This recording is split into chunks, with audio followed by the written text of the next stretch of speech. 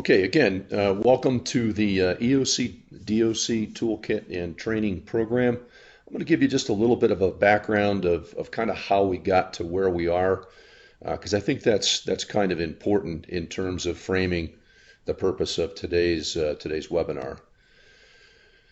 So hopefully you can see the slide, the background slide.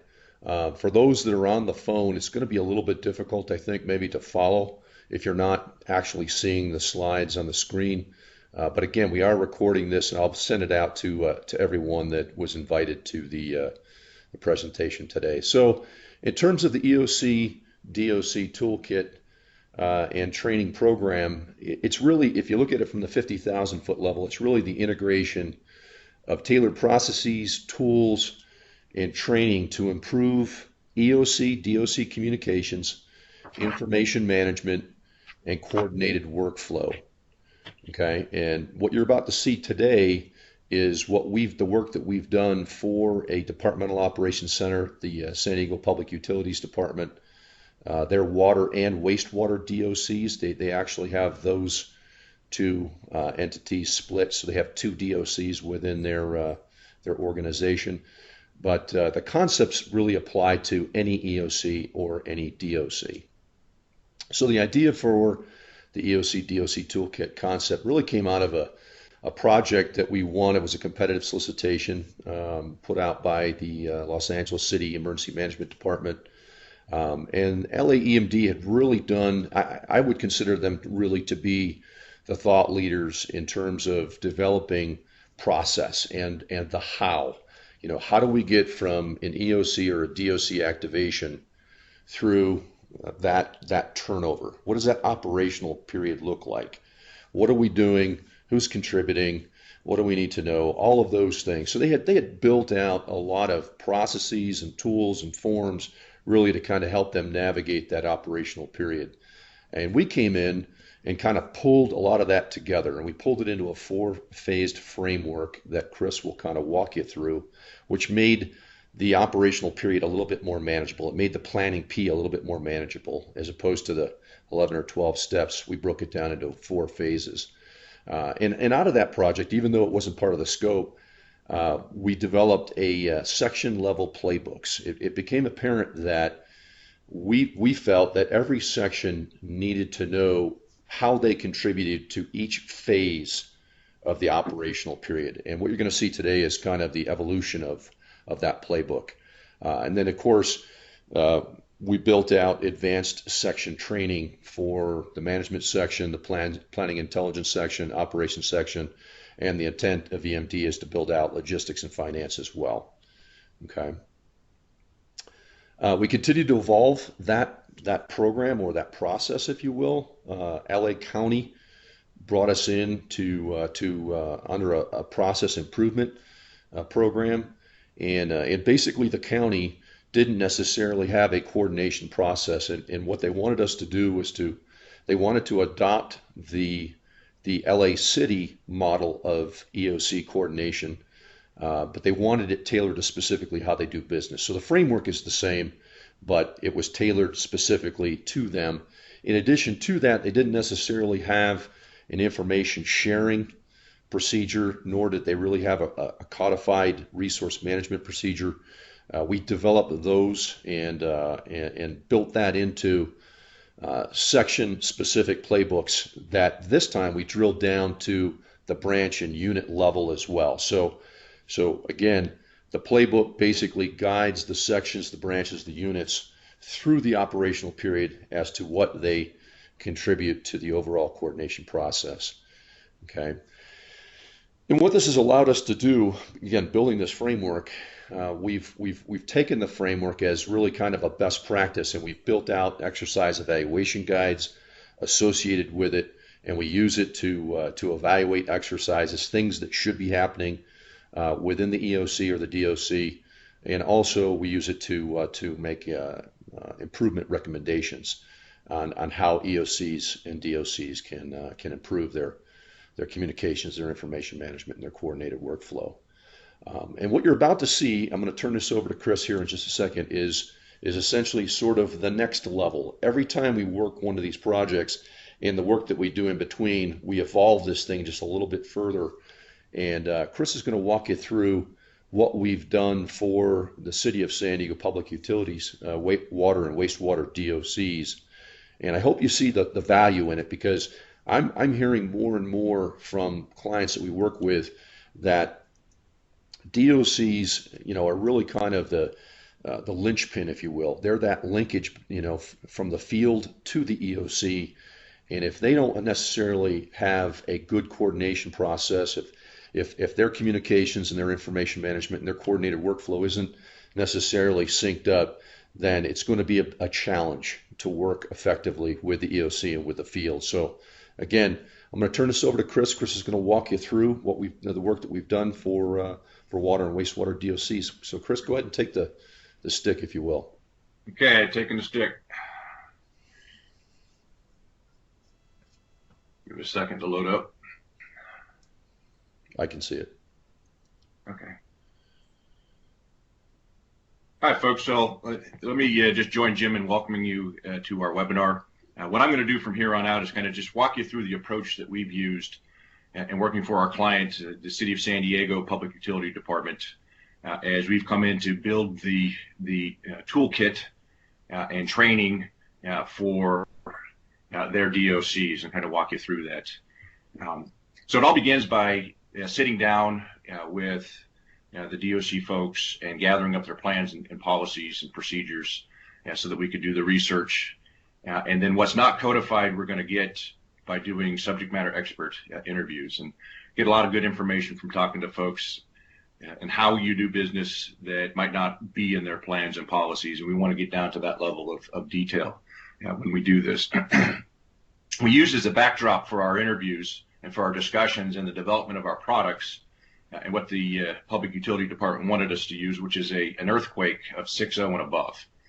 And so that was kind of the backdrop as we went and talked to folks and said, well, what is it that the DOC would need to do? And we were able to get existing roles, responsibilities, and processes. And once we were able to gather that information to the level of detail all the way down to the position, we then crosswalked it into what Jim referred to as our four-phased framework.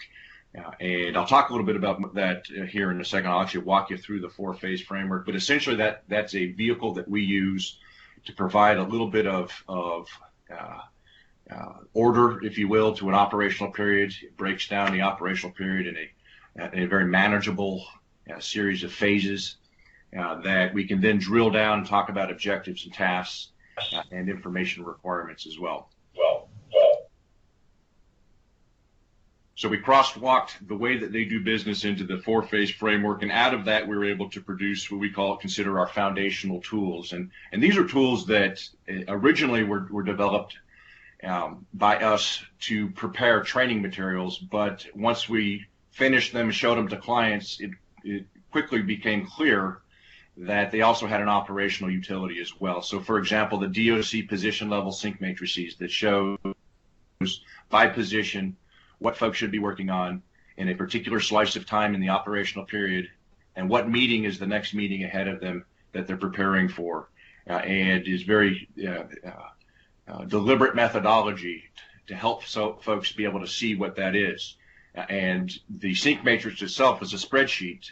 We translate that into a graphic used by developing what we call playbooks, position-specific playbooks, that show what the spreadsheet shows, but it's more graphically oriented and it's focused on a particular position. And I'll show you what the playbooks look like, the ones that we developed for the Public Utility Department here in a second. But we use those materials, those foundational materials, to develop the training. For this client, they wanted a one-day, 8-hour training program, and that is then to be followed by a series of exercises to continue to drill on the things that we've just trained them. So develop the processes and the tools, provide the training, and then do the exercises is the approach. So let's talk about that four-phase framework. This idea, it starts with having a planning P that works for your particular operations center. And this is the planning P that you're looking at that we recommend to folks. It's modified from what the City of Los Angeles uses, also the County of Los Angeles, the County EOC. And the primary modification is it just reflects EOC level work. We like this particular P because it has embedded within it best practices that we like to recommend, but it essentially accomplishes the same goal. That is, it defines an operational period, it identifies where meetings take place, it produces an incident action plans, it does all those things for us. But one of the things that folks recognize of planning Ps is that it's just the foundation, it's just the beginning. You have to build details into each one of these steps, and that's essentially what we do with the 4-phase framework. Is what does it take to do each of these different steps? If you just hang the poster of the P up and you expect people to be able to follow it, folks are going to get lost. And so what we do is we build it out into the framework. So that begins by laying it out in a linear format. So the 10 steps of the P, we take it out of the configuration of a P and we lay it out as a sequence of events. You know, step 1 is to the left, to take it all the way to the final step to the right. We then combine some of those steps into digestible slices that we call phases. And what you get is, instead of trying to keep in your head the 10 steps of a P, how about 4 phases? It's almost like 4 quarters of a football game. So understanding your operational period like 4 quarters of a football game. And that just like in a football game, each quarter there's something that you're trying to accomplish. There's a central defining activity that everybody's trying to work toward. And just as a kind of a naming convention, we call that central defining activity a play. And everybody contributes to that play in that phase. So for example, you see that there's a direction phase. That's the first phase. And the play that everybody contributes to is what we call a crisis assessment. And it's essentially answering this question: what are we dealing with? What is the problem? And what are we supposed to be doing about it? And that's the first phase of our operational period, is answering that question. And the second phase is the coordination phase. We're starting to do coordination. We're starting to marshal resources. And we're now asking the question, how are we doing? Are we accomplishing what we need to accomplish? Are we seeing the outcomes that we want to see? Or do we need to make refinements? And it's just like, again, using the football metaphor, second quarter, we start to evaluate our game plan. Do we need to make adjustments? Do we need to make refinements?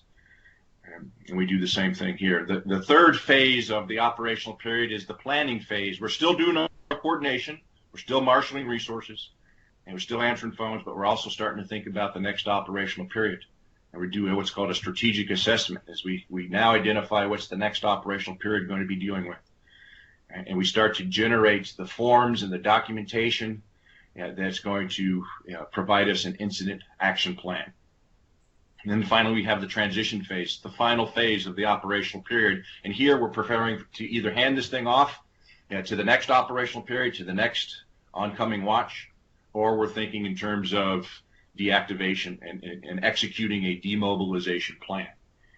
And so that's kind of the approach that we use. We talk about the central defining activity, or the play. So we break that down even further. Everybody understands that there's input. There's either information or guidance or a tool, something that is necessary for them to be able to do this work. Then there's the process. There's a way that we're going to do this thing. And then there's the output. There's the deliverable, the product that comes out of this process. And so we have 4 phases. Each phase has a central activity we call a play, and we can break each play down into these logical 3 pieces. And this is what we use in our 4-phase framework. And so everything I just said there, I can show you graphically now, just to kind of hopefully make it resonate a little bit better. We take the planning P that we showed you and we lay it out in linear format. And we can then add a timeline to it. And for instructional purposes, when we teach this, we use a 12-hour timeline, but we also point out that timeline, it can be compressed or it can be extended depending on what the circumstances are. But 12 hours gives us a good training tool to teach this. I mentioned that we then look at those steps, we combine those steps into these things that we call phases. And this is how we correlate the phases to the planning P. So direction, coordination, planning, and transition. I mentioned that each of these phases has a central defining activity that we call a play. And those plays are made up of input. There's a process, there's an output. And then what you also see here graphically, the yellow boxes represents the meeting that takes place. This is we call it the hard edge of the phase. The things that need to have been accomplished in this phase, we bring into this meeting. We make sure we've accomplished it before we go to the next phase. So, for example, the direction phase, we do the crisis assessment. What are we dealing with, and what should we be doing about it? And we take that into an initial situation analysis meeting. We establish our orientation, and we set our initial direction, recognizing direction might change based on circumstances. So we set our initial direction. And then we go into the coordination phase, where we do the coordination. We're answering the phones, we're marshaling resources, we're developing our information, and we're now asking the question, how are we doing? Do we need to refine our objectives? And do we need to make any adjustments? And we take that into the coordination meeting, and the coordination meeting is just like halftime. We make those adjustments, and then we go into the planning phase. As I mentioned before, we're still coordinating, we're still marshaling resources, answering phones, but we're now starting to think about the next operational period. We're developing the incident action plan. We take the incident action plan in draft form into the planning meeting for approval by the director, and we come out of that phase and we're ready for the transition phase. And we're now thinking either in terms of turnover or deactivation and the demobilization plan. So that's the 4-phase framework, and this allows us now to do something. And we can now take each of the sections within our EOC, our DOC, and we can now drill down to the tasks that they need to do as it relates to the phase and the play. So those interviews that we did, the research that we did, we can take the information that we have and we can map it out specifically to these task threads or these task bands, and we can drill down even further. And so that is the concept of the 4-phase framework. What it allows us to do now is to take this P, as I mentioned before, we can simplify it into these phases, and then when we get to the next operational period, that's what our 4 phases would look like. Knowing that there's something that we want to accomplish and everybody contributes to it in each of these phases. So this next graphic that I'm showing you is the graphic that we use to start to now go from the 50,000 foot down into the to the 10,000 foot level, down into to the weeds to a degree. So you see the phases listed across the top: direction, coordination, planning, and transition. And that, by the way, represents all the steps of the planning P. They're still there, they're just now embedded. And as Jim likes to point out, it really doesn't matter what P you use. We can translate it easily into the 4-phase framework, and this graphic kind of depicts that. The next thing that you see is we drop the timeline right below the phases there, and then you can see the bubbles with the numbers. Those represent hour marks, again using a 12-hour timeline for training purposes only. And the bubbles represents the milestones on the timeline that we use in order to navigate the operational period, which is our meetings. These are the meetings. This is the hard edges to these phases where we need to have accomplished the things that were necessary in that phase. And so we use those as the milestones. So those numbers represent hour marks. And now, understanding that depending on the situation, those bubbles can shift left or right at any point in time. It's just a framework that we use to teach this. So if you look at the 0 bubble on that top timeline and the red bubble with a 1 in it, that's what we call the size up slice of time, because that's what we're working on in that 1 hour period of time, the size up. The line that, the vertical line that emanates out of that red bubble, we just call that the aiming point, as everybody is looking to the size up meeting and the things that need to happen. You see the positions are graphically represented by those arrows to the left of the line. The smaller black arrows represent what we call task threads. And as we drill down, we're going to actually unpack each of those task threads in the playbook, and I'll show you how that works. Let me just kind of orient you now to these slices of time and the things that we're doing. So the direction phase is the only phase that has 2 meetings. There's a meeting at the beginning that we call the size up, which is basically a head in the game meeting, and then there's the terminal meeting at the end, the situation analysis meeting. And in the preparation hour that we have for the size up, we call that the size up slice of time. As we move down the timeline to the right, the next slice of time, we call this the crisis assessment. This is what we're working on. Everybody's contributing to an assessment of the problem. What are we dealing with? And what is it that we need to do to respond to this problem within our DOC? And we start to develop our direction. And then we move into the coordination phase, and the coordination phase is what we call the operational analysis slice, where we're answering the question, how are we doing? Do we need to make refinements? The next slice of time between the 6th hour and the 10th hour is our strategic assessment slice.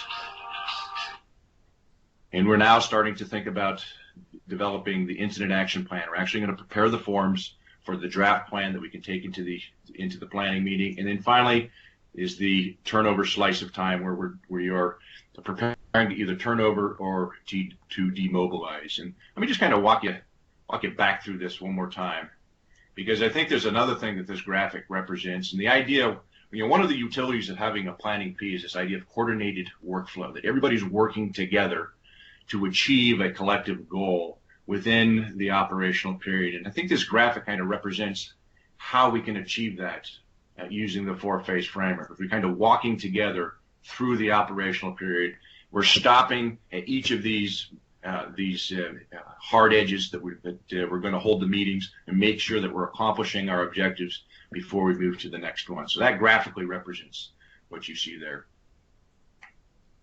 So what I'm going to do now is I want to explain to you a concept that we teach to folks. It's important because it's integrated into the toolkit, and this is idea of the STORM P. STORM P is an acronym, and we use it as a device in a couple of ways. The first way that we use it is to develop our essential elements of information, our information categories, or buckets of information. And what we recommend is, instead of trying to figure out what the problem is and what we should be doing about it, and trying to deal with the big picture all in one bite, we break it down, we decompose it into smaller, more manageable pieces. It's kind of what we did to the planning P. We broke it down into smaller, more manageable slices. And we use the STORM P as an acronym to break down the problem, whatever that we're responding to, into these more manageable pieces and identify the information that we need. So I'm going to walk you through it real quickly. I'm not going to do a deep dive on this, but the S in the STORM P stands for our situation status information. It's those essential elements of information that we need in order to start to develop a picture of what the threat is, the hazard, or the harm that we're dealing with. Its scope, its scale, its magnitude, its severity. We also identify the critical assets, the things that are important to us, our people, our property, services, critical infrastructure, and what their exposure to the problem is. And then finally, what is the effects of the problem right now? How bad is bad? What's broken, disrupted, or otherwise impacted? And you can continue to drill down even further. But that's the S in the STORM P. So that's that part of the puzzle that we would ask our planning and intel folks to focus in on. The T is triage.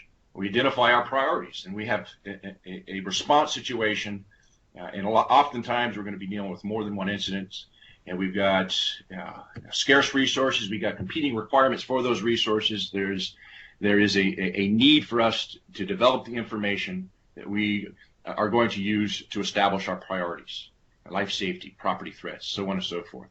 So that when we do have competing requirements for scarce resources, we've gone through a very deliberate methodology for prioritizing our work and the things that we're going to be focusing in on. And that's the triage piece. It's the information that we need. It's that part of the puzzle that's going to help us to be able to do that. The O is just the operational information. It's who's out there, what are they doing, what success are they having, what impact are they having on the problem or problems that we're dealing with.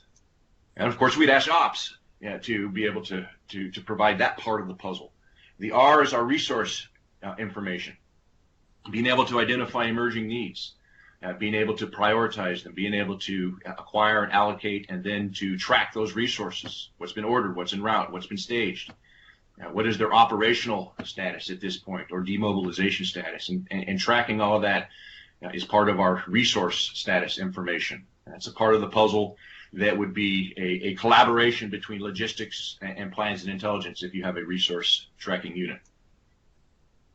Management and policy information is information that our director or our management section or our command section is going to need in order to identify stakeholders, that is, folks who are decision makers at the policy level.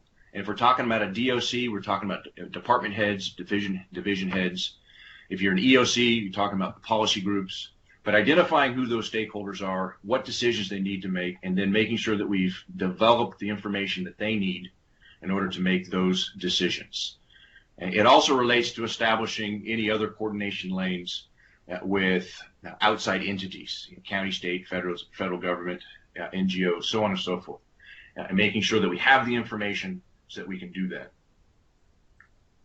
The P in the STORM P is public information. That's pretty straightforward. The alerts, the advisories, the notifications that need to go out so people know how to stay safe, secure, how to take part in services that we're providing for them. And those are the STORM P information categories. And as I said, it allows us now to establish, I was going to say, primacy. So each section understands that they've got a piece of this that they are developing. The compiling is going to take place in plans and intelligence. Okay? So those are the information categories. Now, we also use the STORM P as a way to establish what we call standing DOC objectives. So what is a standing objective? Well, it only applies in the initial operational period, and they're really only standing objectives in the first two phases because it's something that we fall in on. We're not going to spend any mental horsepower trying to identify objectives when most initial operational periods we're going to be doing the same thing. Right. Now, what we'll do as we go through the operational period is we gain more information on the problem. We're going to refine these with more specificity. But this gives us something that we can fall in on. And we use the STORM P and we add an S. So, for example, a standing objective would be to develop our situation status and analysis. And this is going to be a collaboration between plans and intelligence and ops, obviously. Determine DOC priorities. That's the triage piece. Monitor, track, and report operations. Acquire and allocate resources, support policy level officials, and that's management and policy, provide public information. And then the final one, we add an S because there's another objective here that we wanted to add, and that is compiling and sharing incident information, identifying and prioritizing emerging information needs, and that's what we call the SA COP objective. Now, we like it because the information requirements correlate one-to-one with the standing objectives, so that as you gather this information, it enables you to achieve these standing objectives. Okay? And so that's one reason why we use the STORM P in both of these. And the other reason that we like to use it is because where you have an objective, you can actually start to drill down and define tasks. And so that's the next thing that we do. And that brings us back to this graphic here, the playbook. As we walk through this, I'm just going to use the size up slice of time as an example of how we use the playbook. We're going to use the STORM PS as a way to identify standing information requirements that are assigned to each of these positions, standing DOC objectives that then are going to allow us to break out DOC tasks at the position level. And the way that the playbook unfolds, if you look to the left, we take each position and then we'll drill down into that black arrow and we'll start to unpack that. And we're going to use the STORM PS as a way to drill down into that. So it's almost like it's Google Earth, and we just drilled down from 10,000. Now we're going into the weeds. We're now at that level of that map where they actually put us on the street, and we're looking at things. And so you see to the left the S, the T, the O, the R, and the M, and the P. That represents those standing objectives. Now, the reason why the S isn't there is because embedded within each of these is the requirement to compile your information, to share that information, and to identify your requirements. So it's an objective that applies across each one of these. Now, what you have here, if you look at the top, you see the blue bubble that says 0 when we arrive. You see we're going to be talking about the director. We're in the first hour of the direction phase where we're preparing for the size up briefing. And that's roughly going to happen around the first hour. And then you see below the director arrow is the S, the T, the O, the R, the M, and the P. And what we're going to do now is we're going to populate those. And that's what happens in the playbook. These are the things that the director needs to accomplish in the first hour prior to the size-up meeting. And that's what you see broken out in each of these boxes. So now we've drilled down to the task level. And you'll notice that most of the things that the director is supposed to do is directing, making sure that folks are on task. And that's essentially what we do with the playbook. And of course, we would do this for every single position in this DOC, what they should be doing in this first hour. And our goal is to provide a one-sheet, no more than two-sheet reference tool that they know in this hour of time, these are the things that they need to accomplish. This is who they should be talking to. This is what they need to accomplish as we go into that meeting. And in addition to that, there is an agenda that goes with each of the meetings. It tells them what exactly they should be speaking to. And we've got examples of those meeting agendas. If folks want them, we can provide them as well. So the other toolkit materials, we talked about the planning P, the sync matrix, and the playbooks. We've also developed a tailor-made, called a battle rhythm. It's essentially, an agenda or a schedule or a program for the operational period. It says who's supposed to be doing what at what time, and what meetings we should be preparing for, what is the end state or the outcome that's expected of that meeting, and it defines each of the phases. And literally it's a sheet of paper that once approved by the director, it gives everybody kind of that program of events. These are the things that we need to be doing. So that's a great complement to the playbook. They work together. We talked about standing objectives, standing information requirements.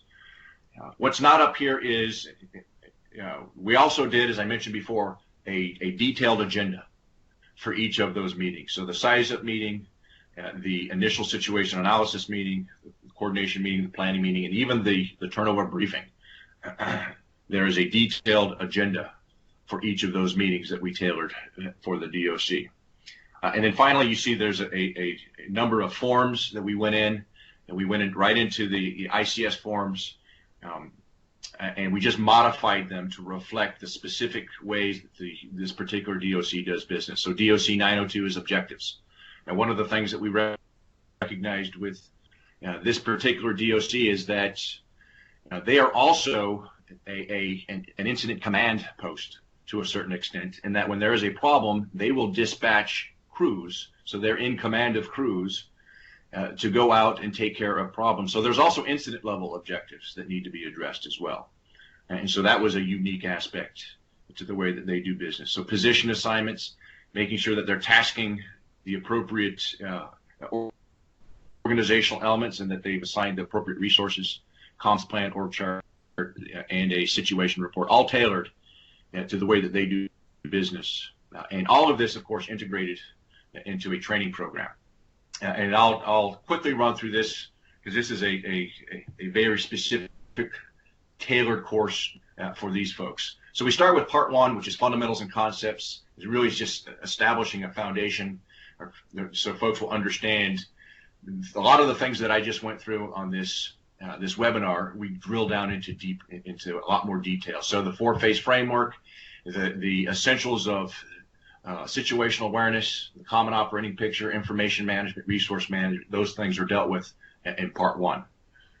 In part two, we get into the specifics of their playbooks and we walk them through an operational period. So we can walk them through direction phase, coordination, the planning, and then the transition phase. And we've got a series of activities that go with that.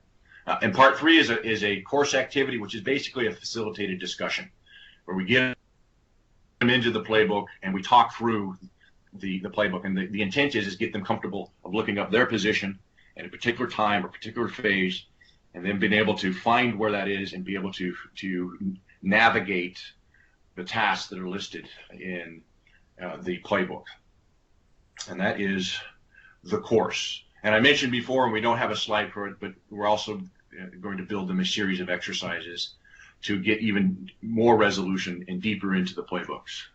Okay. So folks, that's what we're doing for the City of San Diego and their Public Utility Department that reflects the toolkit and the approach that we use. I'm going to toss it back to you, Jim, but of course we'll entertain any questions or comments that folks have at this time. Folks, any questions about anything that was presented today?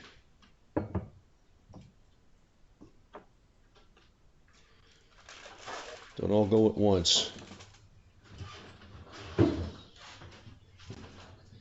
Okay, if anyone on the call wants additional information about anything that we've presented, again, this was kind of a high-level overview. We'd be glad to field any phone calls, emails, anything like that. Again, all of what you've just seen, these services are available through SenseMakers.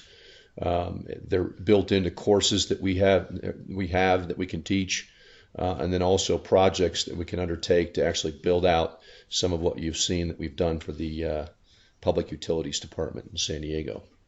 If there aren't any questions, I want to thank you for participating today, and we look forward to working with you all in the future. Thank you.